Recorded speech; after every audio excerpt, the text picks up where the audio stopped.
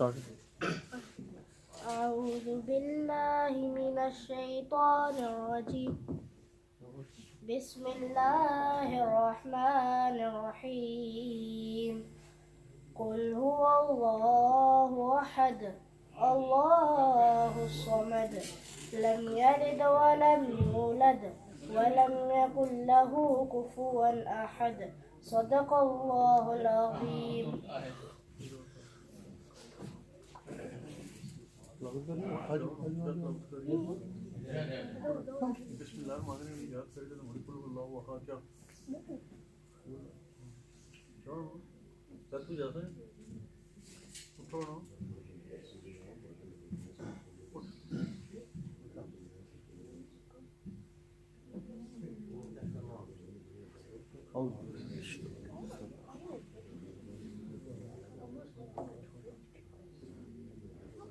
صلی اللہ علیہ یا رسول اللہ وسلم علیک یا حبیب اللہ صلی اللہ علیہ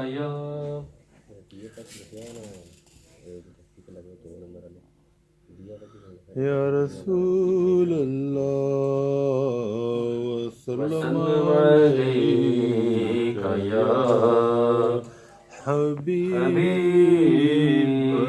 اللہ صلی اللہ علیہ یا رسول اللہ وسلم علیک یا حبیب اللہ نہ چھیڑو ذکر جنت اب مدینہ یاد آیا ہے نہ چھیڑو ذکر جنت اب مدینہ یاد آیا ہے نہ چھیڑو ذکر جنت اب مدینہ یاد آیا ہے نبی کا سبز گنبد دل کی آنکھوں میں سمایا ہے نبی کا سبز گنبد دل کی آنکھوں میں سمایا ہے نہ چھیڑو ذکر جنت اب مدینہ یاد آیا ہے نہ چھیڑو ذکر جنت اب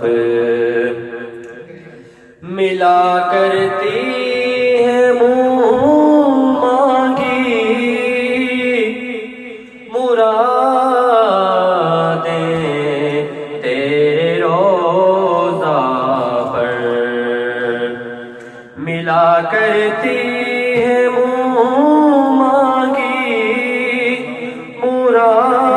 مرادیں تیرے روضہ پر غلاموں نے تیرے در سے غلاموں نے تیرے در سے جو مانگا ہے وہ پایا ہے نہ چھیڑو ذکر جنت اب مدینہ یاد آیا ہے نبی کا سبز گنبد دل کی آنکھوں میں سمایا ہے نہ چھیڑو ذکر جنت اب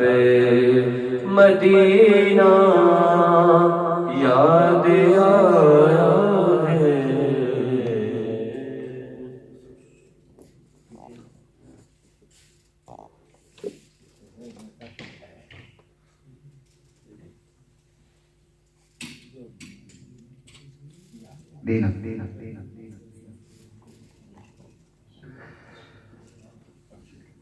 الحمد لله رب العالمين والصلاة والسلام على سيد المرسلين أما بعد فأعوذ بالله من الشيطان الرجيم بسم الله الرحمن الرحيم قال الله تبارك وتعالى في القرآن العظيم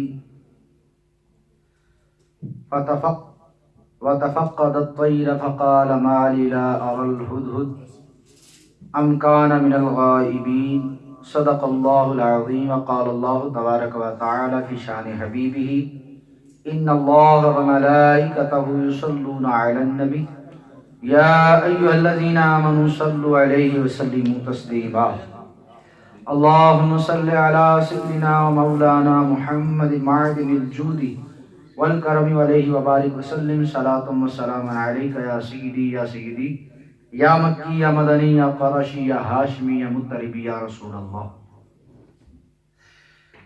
مولایا صلی وسلم دائما ابدا علی حبیبک خیر الخلق كلهم محمد سيد الكونين والثقلين محمد سيد الكونين والثقلين والفريقين من عرب مولاي صل وسلم دائما ابدا على حبيبك خير الخلق كلهم يا ربي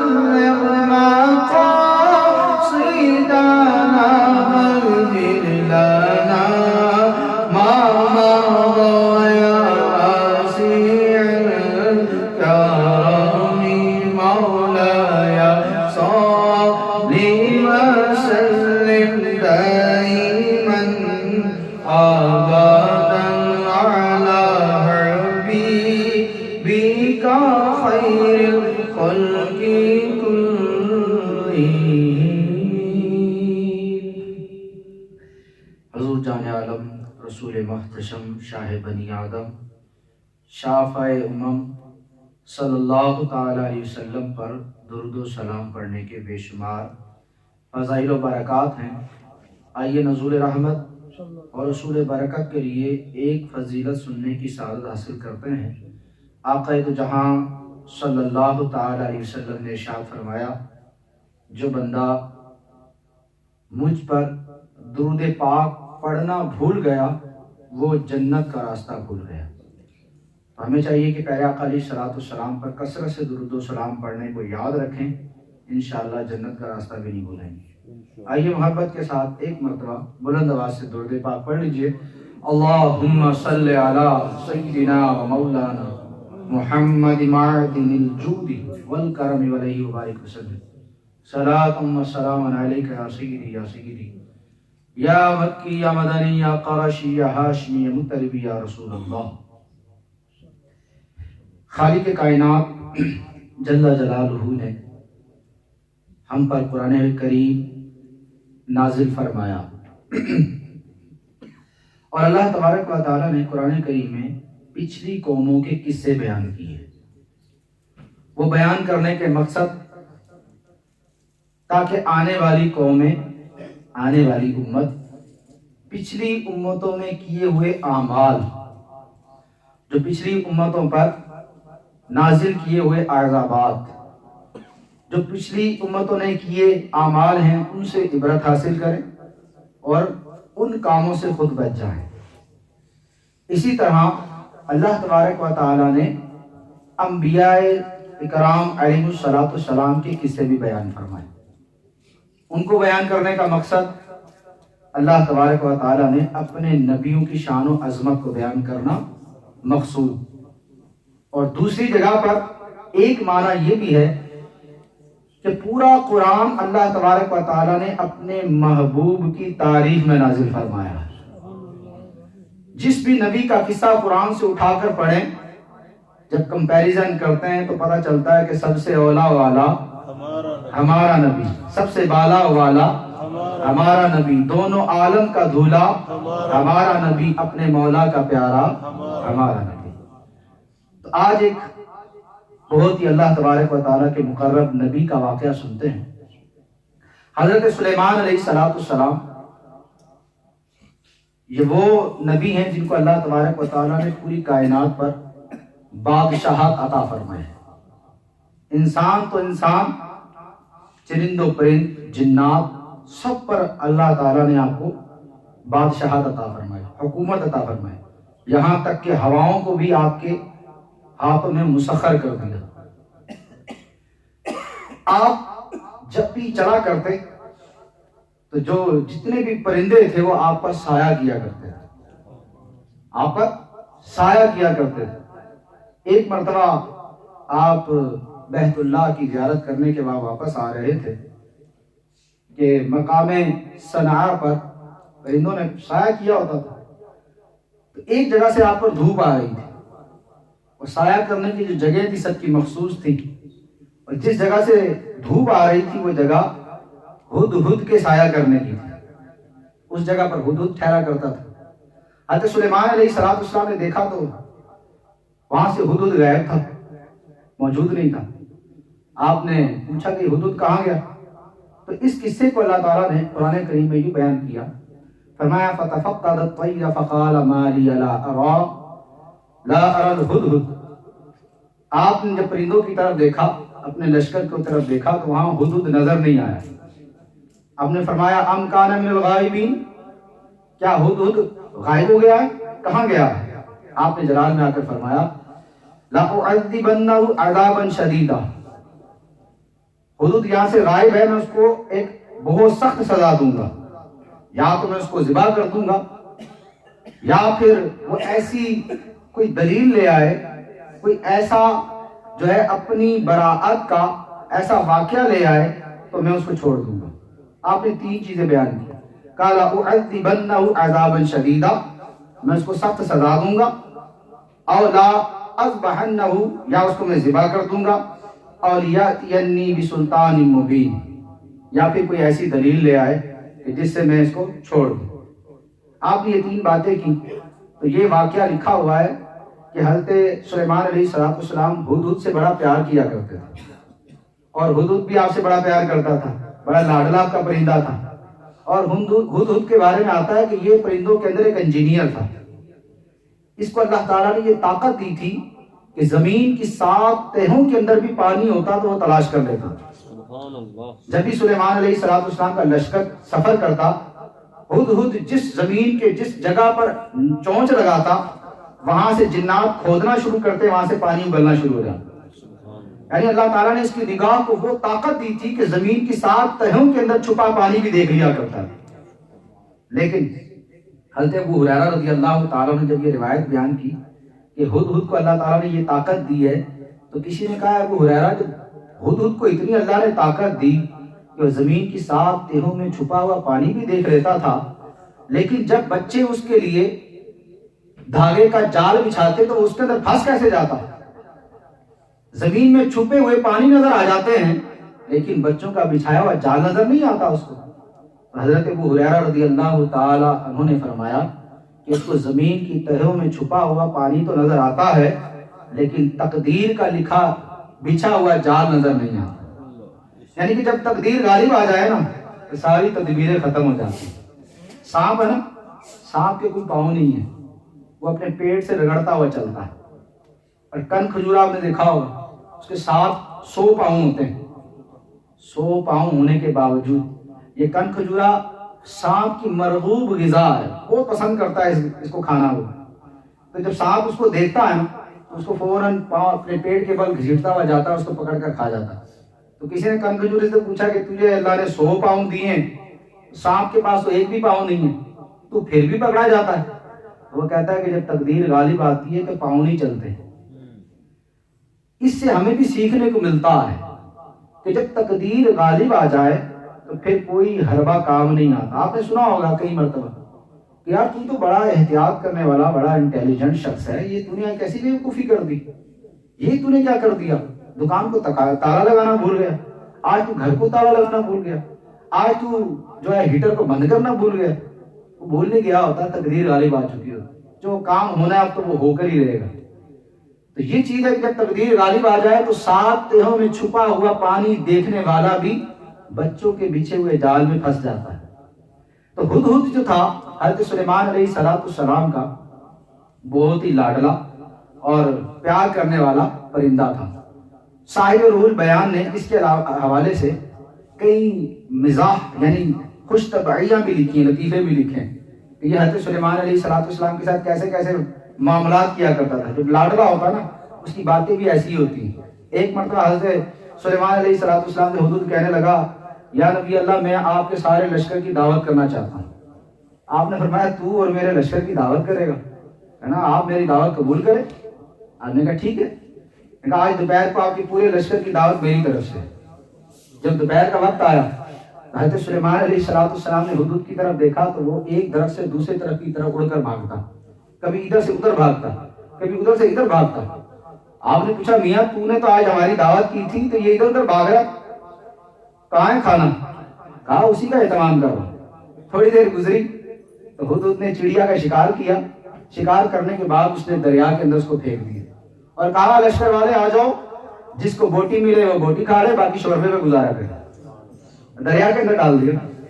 تو اس طرح کا پرندہ تھا جو حضرت سلیمان علیہ السلام سے مزاح بھی کرتا تھا، بڑا لاڈلا تھا۔ اور آپ کو یہ اصول پتا ہوگا جس سے پیار زیادہ ہوتا ہے وہ سامنے نظر نہ آئے تو غصہ بھی بڑا آتا ہے۔ جو ٹیچر حضرات ہیں جو پڑھاتے ہیں، اگر کلاس میں کوئی ایسا کند ذہن جو غبی ذہن ہوتا ہے وہ اگر کلاس میں نہ آئے تو ٹیچر کہتا ہے چنگا یہ نہ آیا، چنگا یہ نہیں آیا۔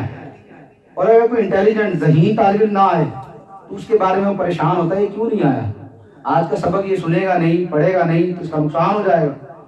تو ہمیشہ جو قریبی ہوتا ہے، لاڈلا ہوتا ہے، وہ اگر نظر نہ آئے تو اس کو نہ ہونے پر غصہ آتا ہے۔ حضرت سلیمان علیہ السلام کو یوں جلا رہا ہے کہ ہدہد کہاں غائب ہو گیا۔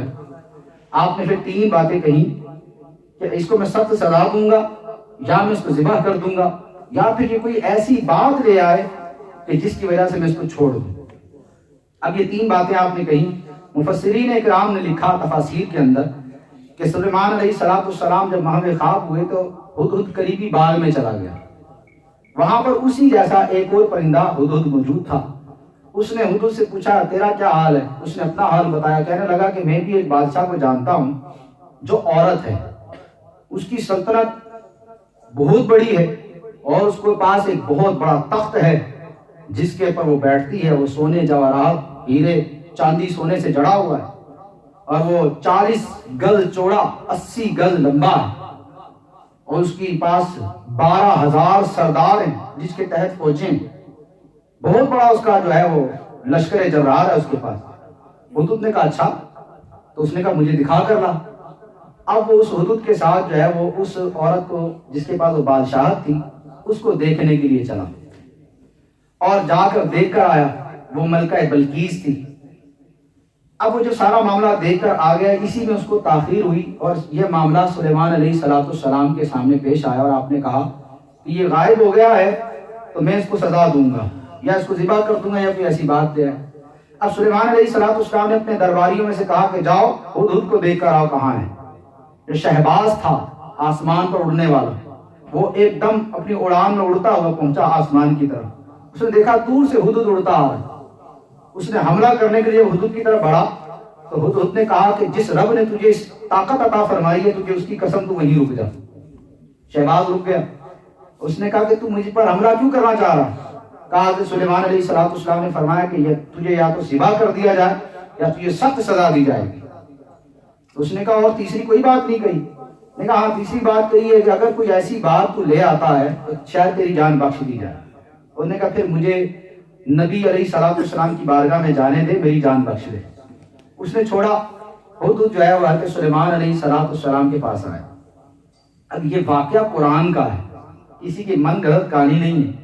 اب قرآن کی اس واقعے کے اندر ہر بات کے اندر حکمت ہے۔ یاد رکھیے گا اللہ تبارک و تعالیٰ کا کوئی بھی کلام، کوئی بھی کام، کوئی بھی حکم، کوئی بھی آیت، کوئی بھی صورت جو ہے حکمت سے خالی نہیں ہوتی۔ اب یہاں پر دیکھیں کہ جس ہدہد کو نبی سے پیار ہو تو اللہ تعالیٰ اس کو بھی کیسا مقام و مرتبہ دیتا ہے کہ اس ہدہد کی وجہ سے دیکھیں آگے کیا کیا ہوتا ہے وہ جانور، لیکن جو اللہ کے نبی سے پیار کرتا ہے تو اللہ تعالیٰ اس کو کیا مقام دے رہا ہے۔ اصحاب کہف کا کتا غار کے باہر بیٹھا ہے، اللہ تعالیٰ کو اس کی ادا اتنی پسند آئی کہ اللہ تعالیٰ نے قرآن کریم میں اس کے بیٹھنے کا انداز بیان کیا، اور یہ وہی کتا ہے جو اصحاب کہف سے نسبت رکھنے کی وجہ سے کل بروز قیامت جنت میں داخل کیا جائے گا۔ ہے جانور لیکن اللہ والوں سے محبت کرنے والا تھا۔ تو ہدہد بھی حضرت سلیمان علیہ السلام سے بڑا پیار کرتا تھا، آپ کی مجلس میں بیٹھتا تھا۔ یہ سارا علم جو آگے آپ سنیں گے وہ اس نے حضرت سلیمان علیہ السلام سے ہی سیکھا تھا۔ اب وہ سلیمان علیہ السلام کی بارگاہ میں حاضر ہوا۔ قرآن کریم میں لکھا ہے فَمَكَثَ غَيْرَ بَعِيدٍ، وہ زیادہ دیر نہیں ٹھہرا وہاں پر، اور آ کر آپ کی بارگاہ میں حاضر ہو گیا، کہنے لگا فَقَالَ أَحَطْتُ بِمَا لَمْ تُحِطْ بِهِ وَجِئْتُكَ مِنْ سَبَإٍ بِنَبَإٍ يَقِينٍ۔ کہا کہ یا نبی اللہ، آپ نے فرمایا کہ کوئی ایسی بات لے کر آؤں جو میرے لیے دلیل ہو میرے یہاں سے غائب ہونے کی تو مجھے چھوڑ دیا جائے گا۔ تو میں ایک ایسی بات لے کر آیا ہوں آپ اس کو جانتے نہیں ہیں، میں ایک ایسا معاملہ دے کر آیا ہوں جس کو آپ نے ابھی نہیں دیکھا۔ میں مقام سبا پر ایک ایسا معاملہ دے کر آیا ہوں جو بالیقین ہے۔ اس نے کہا کہ انی وجدت امرأۃ تملکہم، میں نے ایک عورت کو وہاں پر دیکھا جس کے پاس بادشاہت ہے، من کل شیء ولہا عرش عظیم، اور اس کے پاس ہر چیز ہے۔ اللہ تعالیٰ نے اس کو ہر طرح کی نعمتیں عطا فرمائی ہیں، اور عرش عظیم یعنی اس کے بعد بہت بڑا تخت ہے جس کو تخت بلقیس کہا جاتا ہے، 40 گز چوڑا، 80 گز لمبا۔ اور یہ شرعی گز کی بات ہونا تو یہ ایک ہاتھ اس کو بولتے ہیں شرعی گز، تو یہ 40 گز چوڑا تھا اور 80 گز لمبا تھا، اس کی 7 منزلیں تھیں، اتنا بڑا تخت، اور ہیرے جواہرات سونے چاندی سے جڑا ہوا، اور 7 کوٹریوں میں مکفل۔ یہ بیان کیا اور کہنے لگا وجدتها وقومها يسجدون للشمس من دون اللہ۔ اب ہدہد کیا کہتا ہے لیکن میں نے ان کو دیکھا ہے کہ وہ ایسے خدا کی پوجا کرتے ہیں، یعنی کہ سورج کو سجدہ کرتے ہیں، من دون اللہ، جو خدا نہیں ہے۔ اب ہدہد کیا کہہ رہا ہے کہ وہ بادشاہ تو ہے، اس کے پاس لشکر جرار تو ہے، اس کے پاس تخت و تاج تو ہے، لیکن دکھ کی بات یہ ہے کہ وہ ایسے چیز کی پوجا کرتے ہیں من دون اللہ جو خدا نہیں۔ آگے کہنے لگا وَزَيِّنَ لَهُمُ الشَّيْطَانُ أَعْمَالَهُمْ، کہا شیطان ان کے اعمال کو اتنا خوبصورت بنا کر پیش کرتا ہے فَصَدَّهُمْ عَنْ سَبِيلِ فَهُمْ لَا يَهْتَدُونَ، جس کی وجہ سے وہ ہدایت کی طرف آتے نہیں۔ یہ آیت ذرا غور سے سنیے، کہا کہ یہ جو برے اعمال کر رہے ہیں، یہ سورج کو جو سجدہ کرتے ہیں، یہ سورج کی پرستش کرتے ہیں، لیکن شیطان ان کے سامنے اس کو اتنا خوبصورت کر کے بیان کرتا ہے کہ وہ ہدایت کی طرف نہیں آتے۔ تو آج ہمارے معاشرے میں بھی ایسے افراد موجود ہیں، وہ کہتے ہیں کہ جو ہم کر رہے ہیں اس سے بہتر کچھ ہے ہی نہیں۔ یہی تو قرآن میں بیان کیا گیا کہ اگر وہ بتوں کی پوجا کر رہے ہیں، اگر وہ آگ کی پوجا کر رہے ہیں، اگر وہ سورج کی پوجا کر رہے ہیں، تو ان کا یہ سارا کام کرنا اور اس کے بعد یہ کہنا کہ جن کی ہم پوجا کر رہے ہیں، جن کی ہم عبادت کر رہے ہیں، وہ سب سے بہترین ہے۔ یہی تو قرآن کہہ رہا ہے کہ شیطان ان کے سامنے ایسا بنا سوال کر پیش کرتا ہے، ان کا یہ کام کرنا کہ ان کی آنکھیں اندھی ہو جاتی ہیں کہ ہم تو جہنم کی طرف جا رہے ہیں۔ کہتا ہے کہ زین لہم الشیطان، شیطان ان کے عمل کو بڑا خوبصورت کر کے بیان کرتا ہے، اور اسی وجہ سے وہ ہدایت کی طرف نہیں آتے۔ آگے کہتا ہے اللہ یسجدون للہ الذی یخرج الخبء فی السماوات والارض ویعلم ما تخفون وما تعلنون۔ اور آگے پھر اللہ کی بڑائی بیان کرتا ہے حدود، کہتا ہے کہ وہ اس کا سجدہ نہیں کرتے، اس کی عبادت نہیں کرتے جو زمین آسمان کے خزانوں کو نکالنے والا ہے، وہ رب جو ہمارے دلوں کے چھپے ہوئے رازوں کو بھی جانتا ہے اور جو ہم ظاہر کرتے ہیں اس کو بھی جانتا ہے۔ یہ سارا کون بیان کر رہا ہے؟ ہدہد کہہ رہا ہے۔ اور ہدہد کو کس نے سکھایا؟ یہ نبی سے سیکھا اس نے۔ یعنی کہ جانور بھی علم سیکھ جائے تو اس کا اعلیٰ مقام کتنا کہ قرآن میں اس کا ذکر ہو جاتا ہے۔ علم کی شان کیسی ہے؟ اگر وہ علم جانور کو بھی آ جائے اللہ تعالیٰ اس کا ذکر قرآن میں بیان کرتا ہے۔ اب حدود کہتا ہے کہ وہ اس خدا کی عبادت نہیں کرتے، اس خدا کو سجدہ نہیں کرتے جو زمینوں آسمان سے خزانوں کو نکالنے والا اور ہمارے چھپے ہوئے اور ظاہر کرنے والوں کو بھی جاننے والا ہے۔ پھر آگے کہتا ہے اللہ لا الہ الا هو رب العرش العظیم، اور کہا اللہ وہ ہے کہ اس کے سوا کوئی سچا معبود نہیں، وہی عرش عظیم کا مالک ہے۔ اب یہ سارا واقعہ جب حدود نے بیان کیا اور اپنا درد بھی بیان کیا حضرت سلیمان علیہ السلام کے سامنے کہ وہ ملکہ بلقیس جو ہے بڑی سلطنت رکھنے والی ہے، بڑی بادشاہ ہے، بڑا لشکر ہے، بڑا اس کے پاس جاؤ جو ہے مال و منال ہے، لیکن وہ سورج کی پوجا کرتی ہے، اس خدا کی عبادت نہیں کرتی جو زمین و آسمان سے خزانوں کو نکالنے والا، جو اللہ واحد ہے، جو ساری کائنات کو تخلیق فرمانے والا ہے۔ اب حضرت سلیمان علیہ السلام نے حدود سے کہا قال سننظر اصدقت ام کنت من الکاذبین، ہم دیکھتے ہیں کہ تو سچ بھی کہہ رہا ہے یا جھوٹ بول رہا ہے، ہم دیکھتے ہیں۔ انہوں نے کہا ضرور آپ تصدیق کر سکتے ہیں۔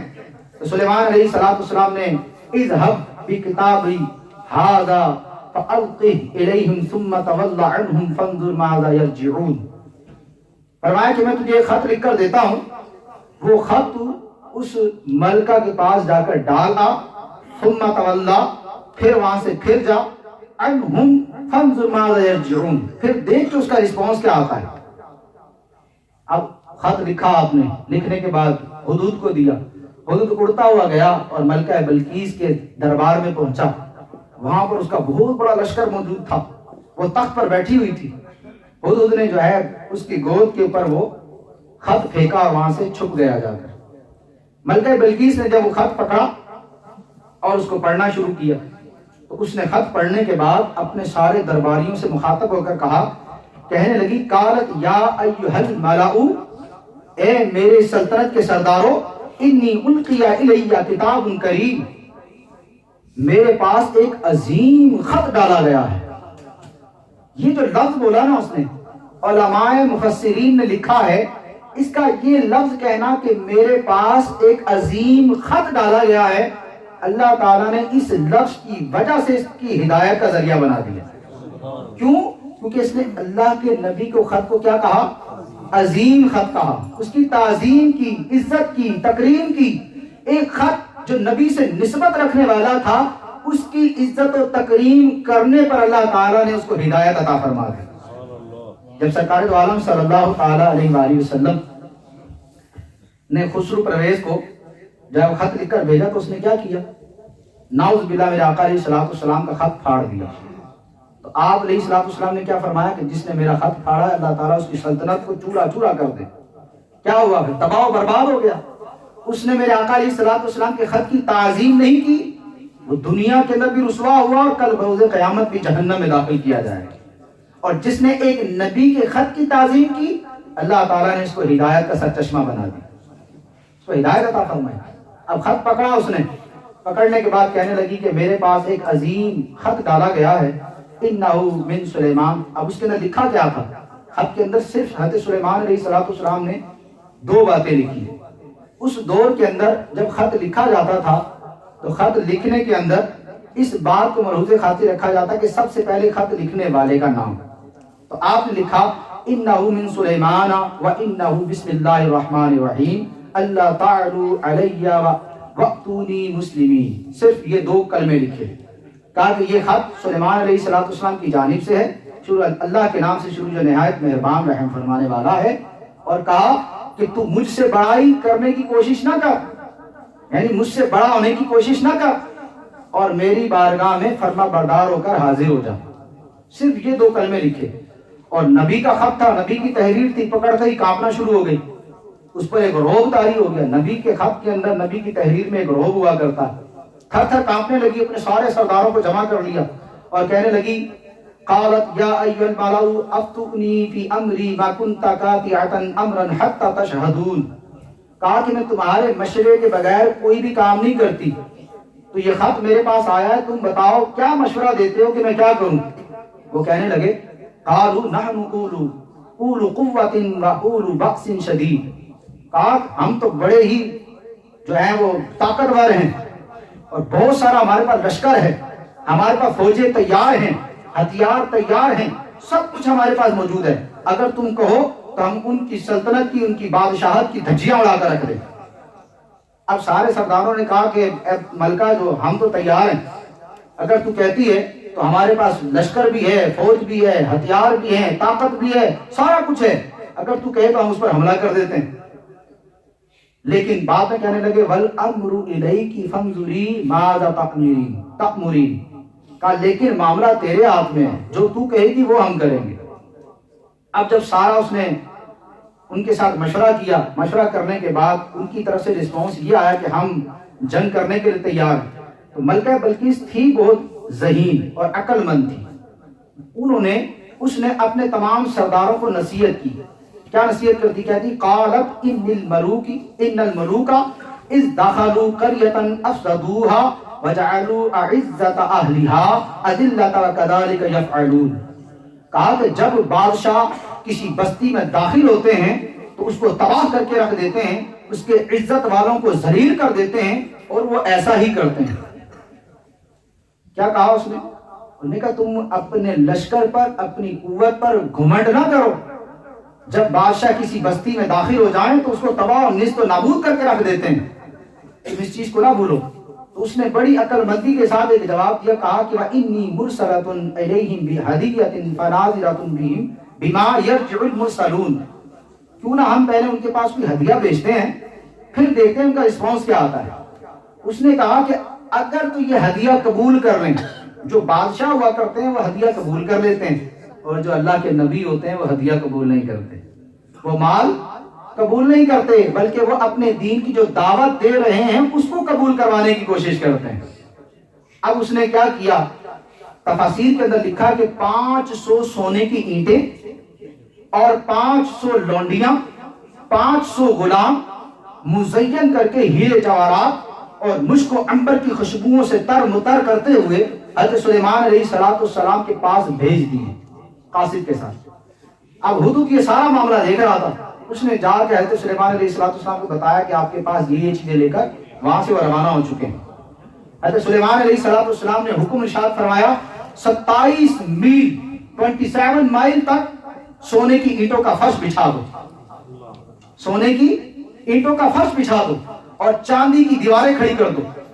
چاندی کی دیواریں کھڑی کر دی گئی، سونے کا فرش بچھا دیا گیا، اور کہا کہ سارے جنگل کے جتنے جانور خوبصورت حسین و ترین جن کے بچے ہیں سارے لا کر بطور درباری کھڑا کر دو استقبال کے لیے.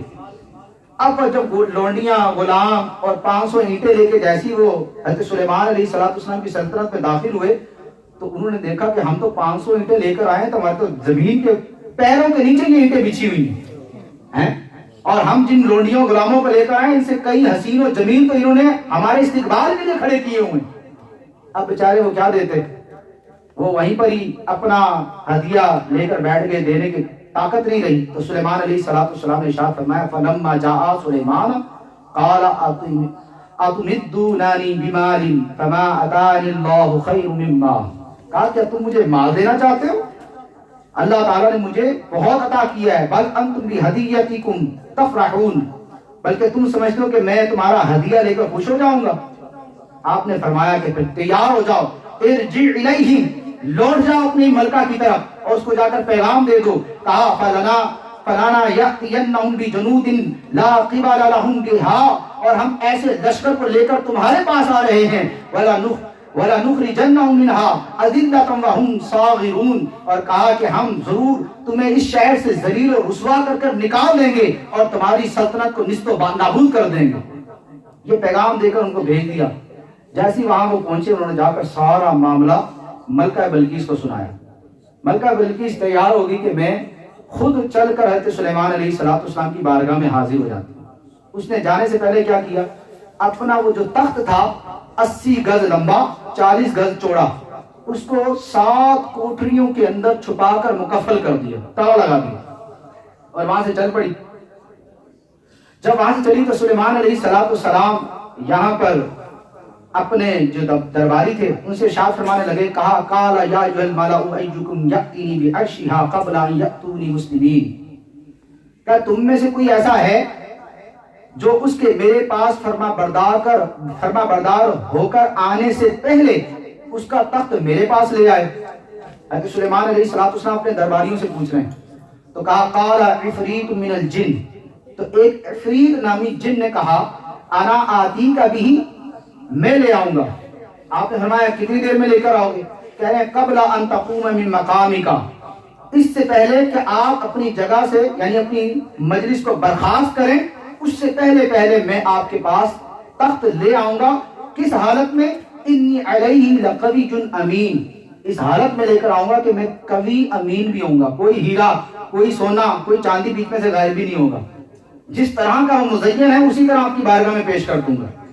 آپ نے فرمایا قال الذی عندہ علم من الکتاب, آپ نے فرمایا مجھے اتنی, یہ تو بہت دیر ہے, یہ تو بڑی تاخیر ہے, مجھے تو اس سے بھی جلدی چاہیے. آپ کے دربار میں ایک شخص جس کا نام آصف بن برقیہ تھا, جو حضرت سلیمان علیہ السلام کے صحابی تھے اور آپ کے خالہ زاد بھائی بھی تھے. وہ کہنے لگے قال الذی عنده علم من الکتاب انا آتیک به قبل ان یرتد الیک طرفک. آصف بن برقیہ رضی اللہ تعالیٰ عنہ کہنے لگے کہ میں آپ کی بارگاہ میں تخت پیش کر دوں گا. آپ نے کہا کتنی دیر میں؟ نے کہا جتنی دیر میں آپ پلک جھپکیں گے تخت آپ کے سامنے پیش کر دوں گا. اب وہ کون تھے؟ کہا قال الذی عنده علم من الکتاب, جن کے پاس زبور کا علم تھا. جس کے پاس زبور کا علم ہو وہ پلک جھپکنے سے پہلے تخت کو سامنے سلیمان علیہ السلام کے سامنے پیش کر سکتا ہے. اور جس کے پاس قرآن کا علم ہو, جو جس کو ام القرآن, جس کو ام الکتاب کہا گیا, تمام آسمانی کتابوں کی ماں کہا گیا, تمام آسمانی کتابوں سے افضل کہا گیا, جس کے پاس اللہ کا یہ روحانی کلام آ جاتا ہے, اللہ تعالیٰ اس کو کیا شان عطا فرمائے. اور یہ سلیمان علیہ السلام کے صحابی ہیں. ان کو اللہ تبارک و تعالیٰ نے یہ طاقت عطا فرمائی کہ وہ 1 ماہ کی مسافت پر رکھا ہوا. 1 مہینہ جانے میں لگتا تھا قوم سبا کی طرف جانے میں, 1 مہینہ آنے میں لگتا تھا. اور یہ آصف بن برقیہ کہتے ہیں کہ پلک جھپکنے کے اندر 7 کوٹریوں کے اندر مکفل, وہ 40 گز چوڑا اور 80 گز لمبا 7 منزلوں والا تخت اٹھا کر آپ کی بارگاہ میں پیش کر دوں گا. اور فرمایا فَلَمَّا رَآهُ مُسْتَقِرًّا عِنْدَهُ قَالَ هَذَا مِنْ فَضْلِ رَبِّي. آپ کا یہ کہنا تھا کہ فوراً آپ کے پلک جھپکنے سے پہلے تخت لا کے سامنے حاضر کر دوں. یہ شان ہے حضرت سلیمان علیہ السلام کے صحابی کی. تو آپ غور کیجئے, سلیمان علیہ السلام بنی اسرائیل کے نبی ہیں اور نبی کے یہ صحابی کی طاقت کا عالم ہے. اب میرے آقا دو عالم کے داتا صلی اللہ تعالی علیہ وسلم کی طاقت کا تصور کیجئے, جو مسجد اقصی کے اندر آپ امامت فرماتے ہیں. بنی اسرائیل کے یہ نبی آپ کے پیچھے مقتدی بن کر کھڑے ہیں. یہ مقتدی کے صحابی کی طاقت کا عالم ہے, اس مقتدی کے امام کی طاقت کا عالم کیا ہوگا؟ نبی علیہ السلام کی طاقت کا عالم کیا ہوگا؟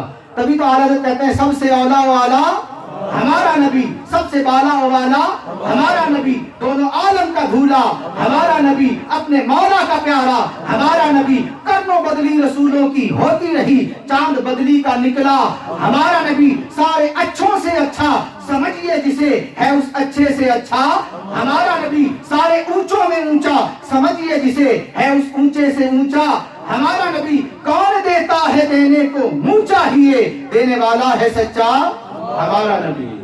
یہ حضرت سلیمان علیہ السلام کے صحابی کی طاقت تھی، اور میرے آقا علیہ السلام کی طاقت کا عالم کیا ہوگا؟ جو آج کے لوگ کہتے ہیں یہ تو ہمارے ہی جیسے نعوذ باللہ، یہ تو سلیمان علیہ السلام کے صحابی کے قدموں تک نہیں پہنچ سکتے، یہ میرے آقا کے برابر ہونے کی کوشش کرتے ہیں۔ سرکار دو عالم صلی اللہ تعالی علیہ وآلہ وسلم کی طاقت کا عالم کوئی لگا نہیں سکتا۔ مزید آگے ٹائم ختم ہو چکا ہے، میں زبانی صرف ترجمہ ہی آپ کے سامنے بیان کر دیتا ہوں، ابھی کافی آیت موجود ہے۔ حضرت سلیمان علیہ السلام نے کہا کہ ھذا من فضل ربی، یہ میرا رب کا فضل ہے۔ یہاں پر یہ نہیں کہا کہ نہیں میرا بڑا کمال ہے، میں پوری سلطنت میرے پاس ہے، میں یہ ہوں، میں فلاں ہوں، کچھ نہیں کہا۔ آپ نے فرمایا ھذا من فضل ربی، یہ میرے رب کا فضل ہے، اور میرا رب جو ہے میری آزمائش کر رہا ہے کہ میں کفر کرنے والا یعنی ناشکری کرنے والا ہوں یا شکر کرنے والا ہوں۔ اب بلقیس جو ہے وہ حضرت سلیمان علیہ السلام کی دربار میں جیسی حاضر ہوئی تو اس نے دیکھا کہ وہ تخت ایک سامنے رکھا ہے۔ آپ نے پوچھا یہ تخت تیرے جیسا ہی ہے، جیسا تخت تیرے پاس ہے؟ تو وہ کہنے لگی یہ تخت میرا ہی تو ہے، آپ مجھے آزمائے نہ، بلکہ میں تو فرما بردار ہو کر آپ کی بارگاہ میں حاضر ہو چکی ہوں۔ آپ نے فرمایا کہ ٹھیک ہے، میرے تم محل کے اندر داخل ہو جاؤ۔ اب قرآن کی آیت کا ترجمہ ہے، جب محل کے اندر داخل ہوئی تو زمین پر پانی کے اوپر ایسا شیشہ لگا ہوا تھا کہ دیکھنے والے کو لگتا تھا کہ گہرا تالاب موجود ہے۔ جب اس کو کہا کہ چل کر آؤ تو اس نے اپنے پائنچے اونچے کر لیے اور پنڈلیاں ظاہر ہونے لگی۔ تو سلیمان علیہ السلام نے پوچھا کہ یہ تم نے پائنچوں پر کیوں کر دیے؟ یہ قرآن کی آیت کا ترجمہ، کہنے لگی آگے تالاب بہت گہرا ہے، اس وجہ سے میرے پائنچے اونچے کر لی ہیں۔ تو کہنے لگے یہ تالاب نہیں ہے بلکہ یہ میرے شیش محل کا صحن ہے۔ وہ اپنی سلطنت میں بڑا ناز کرتی تھی، اس کو یہی نہیں پتا کہ سلیمان علیہ السلام کے محل کا جو فرش ہے وہ ایسا لگتا ہے جیسے پانی بہ رہا ہے۔ اس پر چلتی ہوئی حاضر اور کہنے لگی میں سلیمان کے رب پر ایمان لاتی ہوں۔ اے سارے محل والوں، اس سلطنت کے درباریوں، سارے گواہ ہو جاؤ، میں سلیمان علیہ السلام کے رب پر ایمان لاتی ہوں۔ پھر روایات میں لکھا ہے، بعض نے لکھا کہ بلقیس نے یمن کے بادشاہ طب اول سے نکاح کیا، اور بعض نے لکھا ہے کہ سلیمان علیہ السلام کے نکاح میں داخل ہوئی۔ اس سارے واقعے کے اندر چند باتیں میں سیکھنے کو ملتی ہیں۔ اب دیکھیں کہ جو پرندے ہیں، جو جانور ہیں، جن کے پاس علم آ گیا، اللہ تعالیٰ نے ان کو بھی کیسی شان عطا فرمائی۔ پھر جو انسان ہیں، جو عام خادم ہیں نبیوں کے، جن کے پاس کتاب کا علم آ جائے، اللہ ان کو بھی کیسا مقام عطا فرماتا ہے۔ اور جو خط کا جو نبی سے نسبت رکھنے والا ہے، ان کی عزت کرے تو اللہ تعالیٰ ان کو بھی ہدایت عطا فرما دیتا ہے۔ تو یہ سارے واقعے کا مقصد یہ ہے کہ ہمیں بھی اپنے انبیاء، اولیاء، اپنے قرآن کی آیات، ان سب کا ادب کرنا چاہیے۔ اپنے علماء، اپنے صوفیاء، اپنے بزرگوں، اپنے ولیوں، اپنے صحابیوں، اپنے تمام انبیاء، ان سب کا ادب کرتے رہیں۔ جب ادب کریں گے تو اللہ کی بارگاہ میں اللہ والوں کا ادب کرنا مقبول ہو جاتا ہے، اور ہدایت کا جو ہے وہ ذریعہ بن جاتا ہے۔ اگر ہم بھی چاہتے ہیں کہ ہم ہدایت پر کاربند رہیں، ہمارا دین پر ہی جینا رہے اور دین پر ہی مرنا رہے، تو ہم ایسی صحبت میں رہیں جیسی صحبت میں یہ پرندے بھی رہا کرتے تھے۔ اللہ والوں کی صحبت میں رہیں، اللہ کے جو ہے وہ نبیوں کی پیغام آگے پہنچانے والوں کی صحبت میں رہیں، کیونکہ اس دور میں تو نبی کوئی نہیں ہو سکتا۔ میرے آقا علیہ السلام آخری نبی ہیں، تو آپ علیہ السلام نے فرمایا العلماء امتی کا انبیاء بنی اسرائیل، میری امت کے علماء بنی اسرائیل کے انبیاء کی طرح ہیں۔ آپ نے فرمایا کہ میرے بعد اب میری امت کے جو علماء ہیں وہی دین کو آگے پھیلانے والے ہیں۔ اب ہمیں چاہیے کہ ہم علماء کے ساتھ مربوط ہو جائیں، ان کا احترام بھی کریں، عزت بھی کریں، اور ان سے علم دین حاصل کریں۔ علم حاصل کریں گے تو انشاءاللہ جہالت سے بھی دوری ہوگی، اور روحانیت بھی نصیب ہوگی، دنیا بھی بہتر ہوگی اور آخرت بھی بہتر ہوگی۔ اللہ کی بارگاہ میں دعا ہے کہ اللہ تعالیٰ ہمیں عمل کی توفیق نصیب فرمائے۔ آمین بجاہ نبی الامین صلی اللہ تعالی علیہ وسلم۔